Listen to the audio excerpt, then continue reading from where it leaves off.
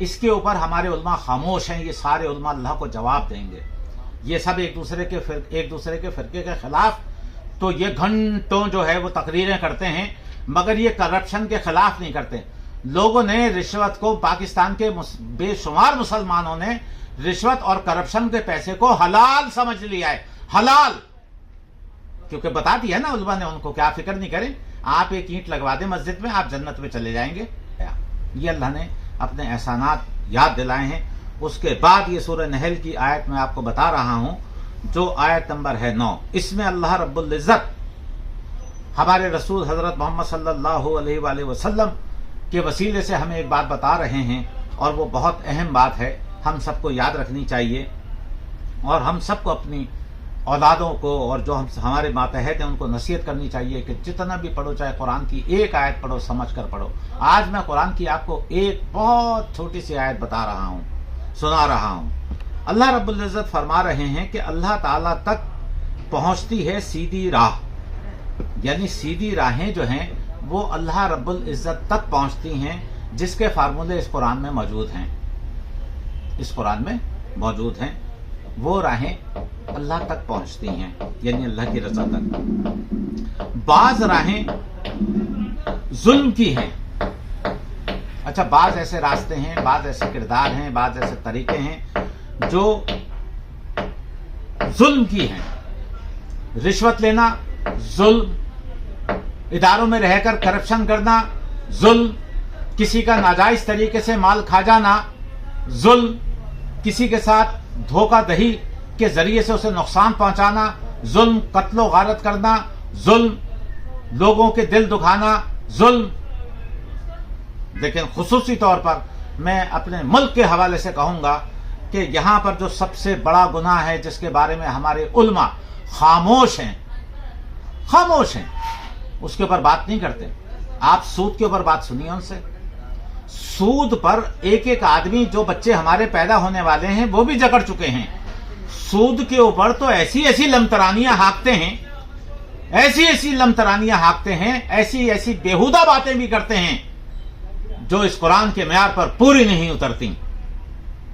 मगर रिश्वत के खिलाफ सारे उलमा खामोश, इदारों में जो करप्शन कर रहे हैं उनके खिलाफ सारे उलमा खामोश, जो नाइंसाफी हो रही है उसके खिलाफ सारे उलमा खामोश, जो हमारे यहाँ 20-20, 30-30, 40-40 साल में अदालतों में फैसले होते हैं, जो अदालत में चला जाए वो बेरोजगार भी हो जाता है, उसका कारोबार भी खत्म हो जाता है, उसके बीवी बच्चे भी छुट जाते हैं, उसके दोस्त भी उसे छोड़ देते हैं।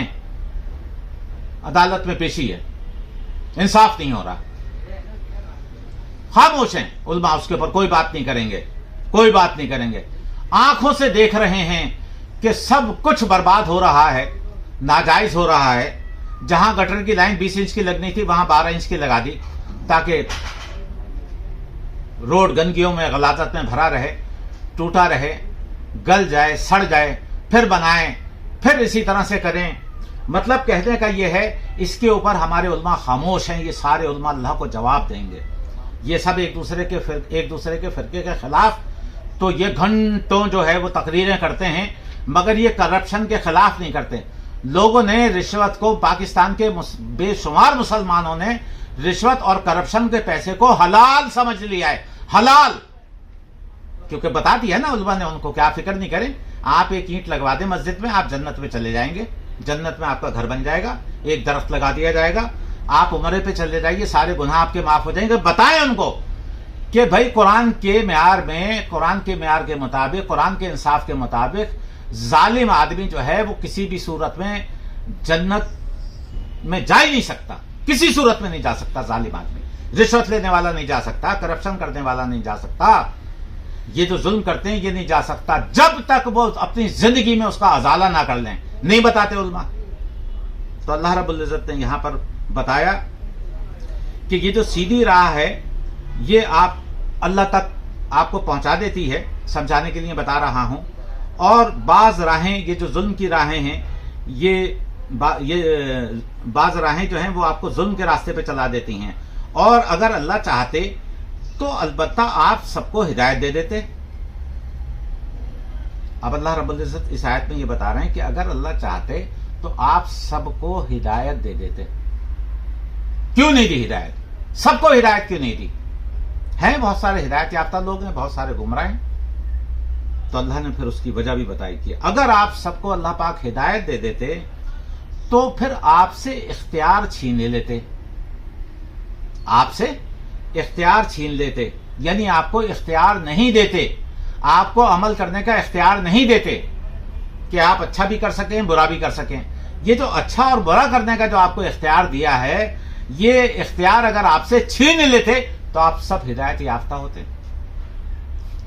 پھر آزمائش کس بات کی؟ فرشتے ہیں، فرشتوں کی کوئی آزمائش نہیں ہو رہی. فرشتوں سے اللہ رب العزت نے اختیارات چھینے ہوئے ہیں. فرشتے ہم سے افضل نہیں ہیں، افضل ہم ہی ہیں، ہم انسانی افضل ہیں، ہم اشرف المخلوقات ہیں. تو اللہ رب العزت بتا رہے ہیں کہ میں نے تمہیں اختیار دیا کہ تم نیکی کر سکو، اور نیکی کر کے تم میرے جتنے قریب آ سکتے ہو، میرے جتنے پسندیدہ بندے بن سکتے ہو بن جاؤ. اور تمہارے لیے یقینی طور پر اگر میرے پسندیدہ بندے ہو تو تمہیں جنتوں کے اعلیٰ مقام بھی دے دوں گا، تم سے راضی بھی ہو جاؤں گا، تمہارے اوپر قبر کا عذاب بھی نہیں ہوگا. لیکن یہ جو اختیار دیا ہے نا، اختیار، اس اختیار کا استعمال کرنے کی وجہ سے آپ کو اختیار دیا ہے، اس لیے سب کو ہدایت نہیں دی. اب اللہ رب العزت ہدایت صرف اس کو دیتے ہیں جو اللہ رب العزت سے ہدایت طلب کرتا ہے. میں نے ایک دعا مانگی جو آج تک میں مانگتا ہوں اللہ سے کہ یا الہ العالمین، یا غفور الرحیم، یا ہدایت دینے والے، مجھے وہ ہدایت عطا فرمائیں جو آپ کو مطلوب ہے، یعنی اللہ کو مطلوب ہے. دوسری صورت میں تمام فرقے والے کہتے ہیں ہدایت ہمارے پاس ہے، کیسے پتہ چلے گا؟ تو میں اللہ سے مانگتا ہوں، آپ بھی اللہ سے دعا مانگیں کہ اللہ رب العزت ہمیں وہ ہدایت عطا فرمائیں جو اللہ کو مطلوب ہے. ہم سب کو ایک دوسرے کے لیے باعث رحمت بنا دیں. اللہ رب العزت سمجھ کر غور و فکر کر کے ہمیں قرآن پڑھنے کا ہمارے اندر شوق پیدا کر دیں، اس پر عمل کرنا ہمارے لیے آسان کر دیں، جو اللہ کی قسم بہت آسان ہے. اللہ رب العزت اللہ رسول کی ان باتوں کو دوسروں تک پہنچانے کی توفیق عطا فرمائیں. وآخر دعوانا الحمدللہ رب العالمین.